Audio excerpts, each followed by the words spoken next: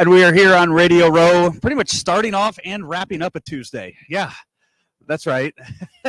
It's a light Tuesday, but we come to you with a you've been on quite a few years now, Laura Okmin of Westwood One. She will be on the sidelines for the game on Sunday, calling it for the with Westwood One. Who's all on the crew this year? It's a good crew. It's Kevin Harlan and Kurt Warner up in the booth, and Mike Golick and I on the field. And so when I say I'm surrounded by a group of good men in the postseason, I mean it. So it's a very cool group to be a part of.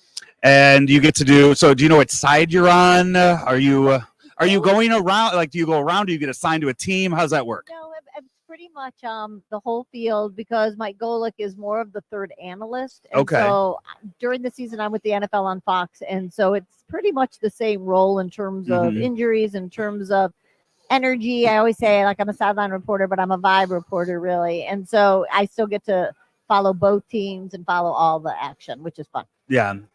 Do you have a favorite, least favorite sideline interaction over the years? I've been doing this so long. I've been doing this a really long time. And so the most fun thing for me has been probably in the later part of my career. Like in the last few years, players talk all the time on the sideline. Like in the beginning, when I started, if you would have said a player was going to come up and just talk to you about what you're wearing, or about what are you seeing on the other side, or like, what do you think? Well, they try to come to you to get like insight on what's going on over there. Sometimes, not all the time, but sometimes. So my favorite interactions is, what a privilege to be down on the field, but people think that it's so much of like you just standing there and trying to get, lip read, which we do, and trying to get things, but also you're part of the team down there. You know, you're a part of that privileged view on that field. And so that's really some of my fun interactions, or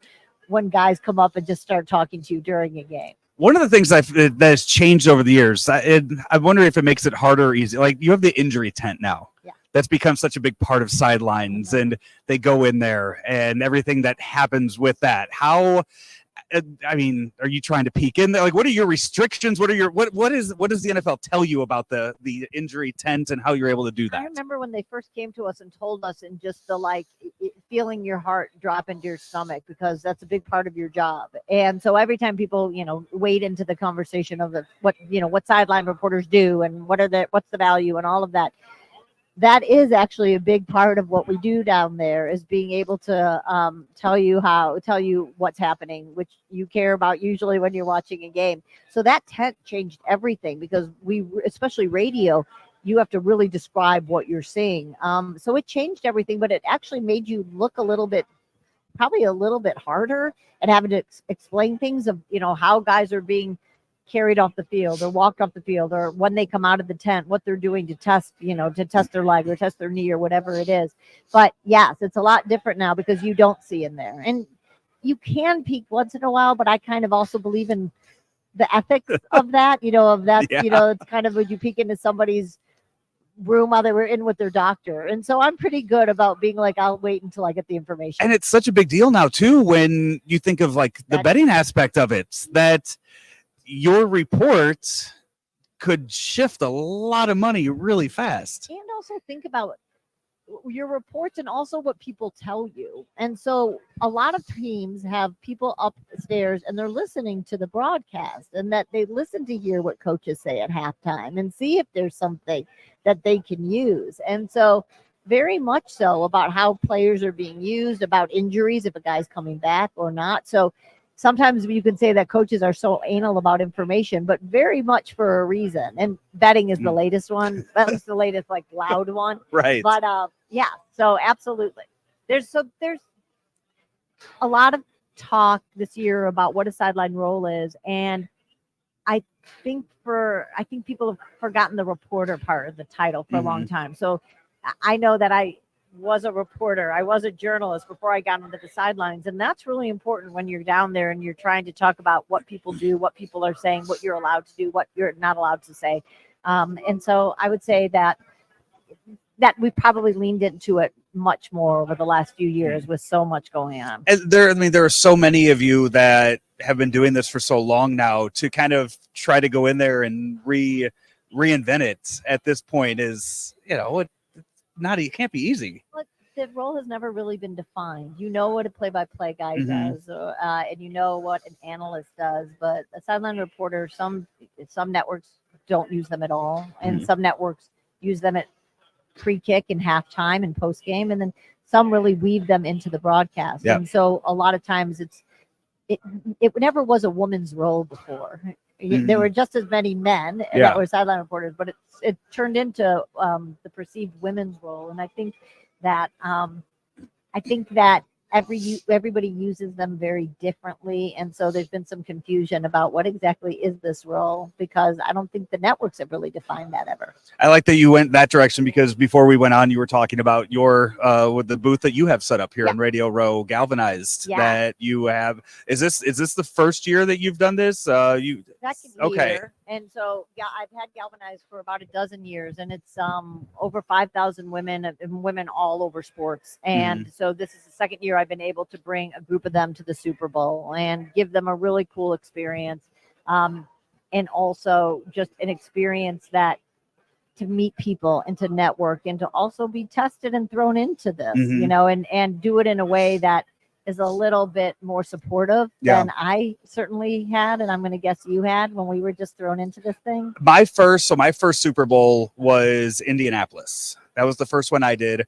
I'm based out of St. Louis, always have been based out of St. Louis, and I saw it was there, and I thought, why not? I'm going to go there. And I think it was because like the year before, I saw Dan Patrick was doing his whole thing on Radio Row, or doing like his setup or wherever he was. Like, I think it was Miami the year before, Indianapolis, and I was like, oh, okay, kind of learning what all takes place. And I was like, I want to do that. So it was a 4-hour drive. You could do that, but I get there and it's just like, the hell am I walking into?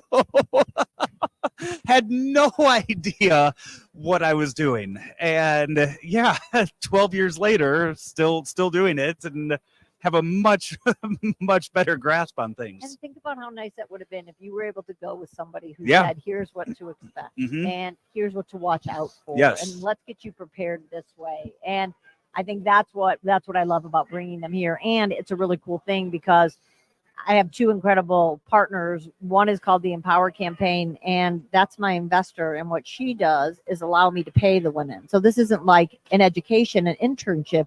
This is they're being hired to spit out some content, to create it.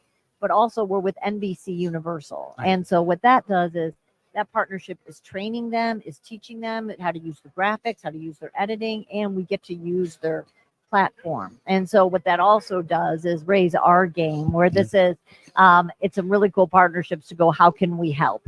And the motto at Galvanize is your who, not your do. So it's how I've changed as a human and as a reporter, which is I care about who you are, not so much what you do. And so that hopefully is a booth. Like every time I'm looking over there and seeing who they interview. I see. You keep looking over. Yeah, I know. I'm like, who's sitting there right now? What are they doing?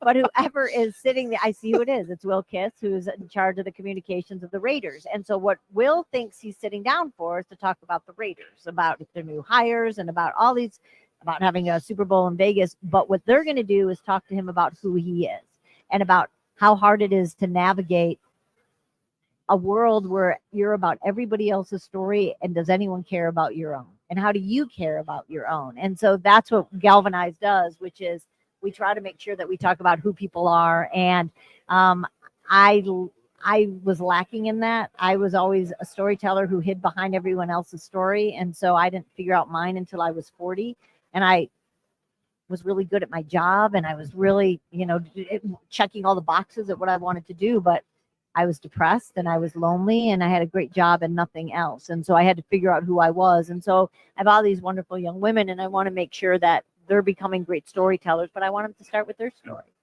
Well, Laura, thank you so much. Good luck on the at the game on Sunday. It is your fifth Super Bowl that you're on the call for now. Yep. Awesome. Yeah. Thank you. Well, good luck, and we'll be listening. Appreciate you. Thank you.